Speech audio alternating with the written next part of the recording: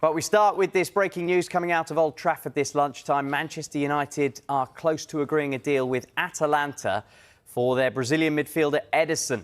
Talks are in the final stages over a fee in the region of £38 million. Now, sources expect that fee to be broken down into £35 million guaranteed, plus £3 million in further add-ons. Now, a full agreement for the Brazilian, we understand, could be reached by the end of this week. Really delighted in so many ways with today and particularly over the last 2 or 3 weeks when positions kind of cemented. We know where we are in the league, and it's easy to drift and lose a bit of momentum, lose a bit of focus, and we kind of have treated it as it's all one season going into the next one. Really, it's not ended here. I think we wanted to keep building and keep pushing, and credit to the players. It's not easy that sometimes to do it as much as we'd expected and hoped for it. I've been there, and it's to find that spark.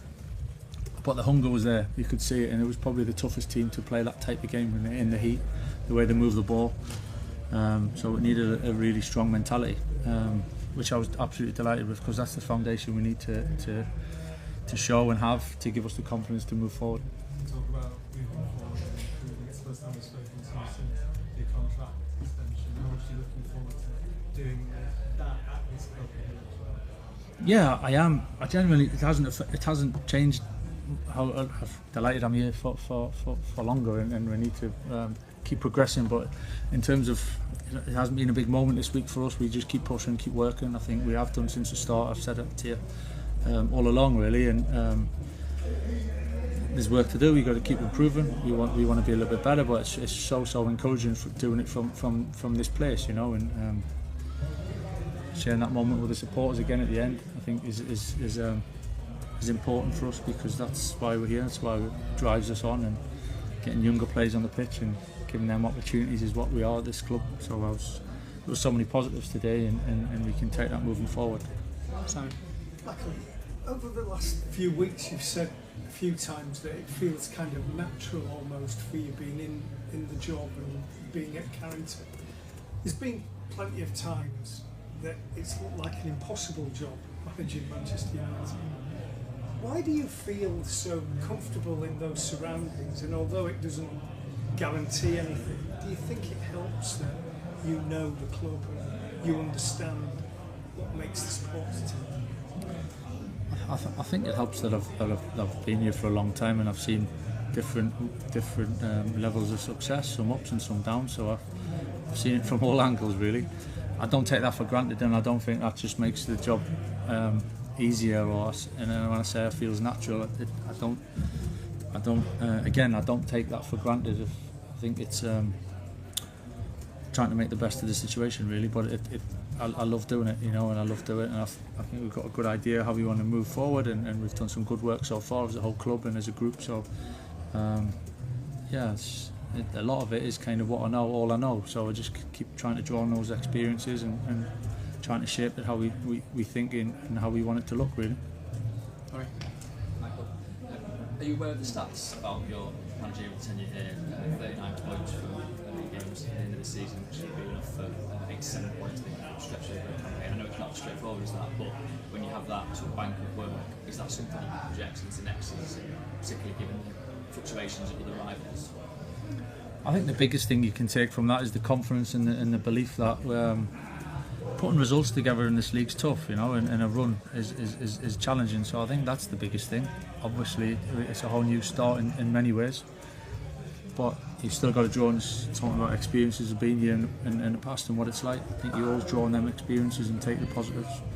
And the boys have to. I think they need a lot of credit as well as a group for how consistent they've been in different ways we've won games and how strong they are knitted. I think that's really important for us to appreciate, you know, and that's what gives me the encouragement and excitement moving forward, that we've got a real strong foundation now to try and build on. I know it's the end of the season, but that's obviously your first game in permanent charge of your biggest win as well. The club had some pretty bad days here in previous years. Do you feel like that could be seen as you and the team laying down the marker next season? We generally didn't treat it like that. It really hasn't changed. I half forgot that it was the first game since I've been announced, really, because someone asked me about it before the game, because I was just we were just carrying on as normal. I just think it gives us confidence, really, and it gives the team confidence as much as anything. And whether that has an effect on others, I don't know. But I think it's for us to draw upon when we get together pre-season. The boys come back from the World Cup, knowing that we can trust each other, we can work together, we can give a bit extra for each other. And when you go through that, I think it's quite powerful, and we spoke about that as a group. So again, it's a place to start from now moving forward, but it's nice to be able to draw on that, all them emotions, to give us that confidence. Chris, fantastic for Romano. He's got a record out right now. There's a lot of talk over his future at the club last summer. That's well documented now. Like, there could be more talk this summer. I mean, how confident are you now as head coach that he will be with you next season, and of all the business that you'll do this summer, how important will keeping him be? Yeah, I mean, he's such an influence for us, you know, and he's been the captain and led by example in different ways. So yeah, I've got no reason to think otherwise. Well, Bruno, congratulations on a great result. But for you personally, now history maker, Premier League assist record breaker, what does it mean? Oh, it's great. I feel very happy for that. It's a very proud moment. Obviously, it's not something that I would ever dream or think about until I got this close. And then obviously today I was lucky enough to get that. Johnny believed more than me in that set piece that we prepared for Patrick, because I wasn't very sure Patrick was able to score with his head, but he did. And at the end of the day, I got my assist from that, and I'm very happy. But main thing and most important thing is that we won today, and we finish very strong. I know you were so honoured even to pull level with the likes of Thierry Henry, Kevin De Bruyne, but now to be standing alone in this category, it must be so special, isn't it?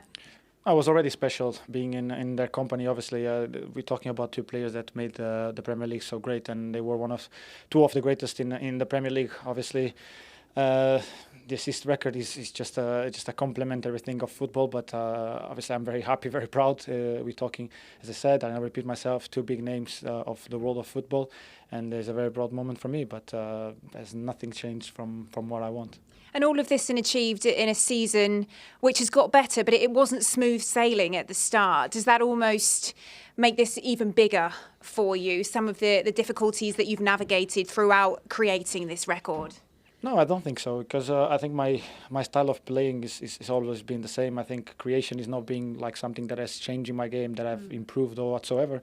The biggest difference that my teammates have scored more goals than they have done it before, and I get the credit for that, and they get more goals too, so I'm very happy for that.